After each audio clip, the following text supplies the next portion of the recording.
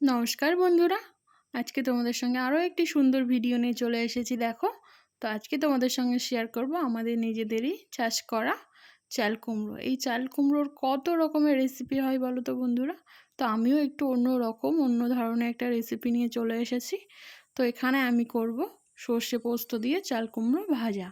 তো তার জন্য আমার এখানে মশলা করে নেওয়া হয়েছে চিনেবাদাম, সর্ষে পোস্ত, কাঁচা লঙ্কা, একটু জিরে আর সাথে লবণ, হলুদ, হালকা মিষ্টি। তো তোমরা তো দেখতেই পাচ্ছ আমি চাল কুমড়োকে অলরেডি কেমন করে কেটেছি এবং কিভাবে পুরটা ভরলাম সবটাই তোমাদের সঙ্গে শেয়ার করলাম।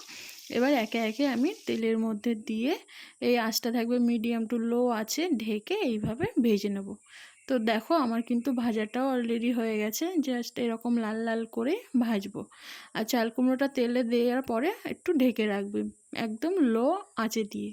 এটা খেতে কিন্তু বেশ অসাধারণ লাগে। আমার কাছে তো মনে হয়েছে একটু অন্যরকম রেসিপি, ওই জন্য তোমাদের সঙ্গে শেয়ার করলাম।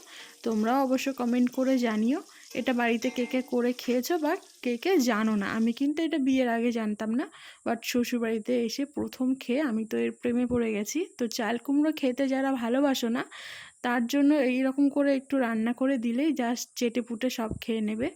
তো আমার এই রান্নাটা কেমন লাগলো অবশ্যই কমেন্ট করে জানিও। চাল কুমড়োর মোরব্বা, ঘন্ট অনেক তো খেয়েছো, এরকম করে একদিন খেয়ে দেখো। ধন্যবাদ।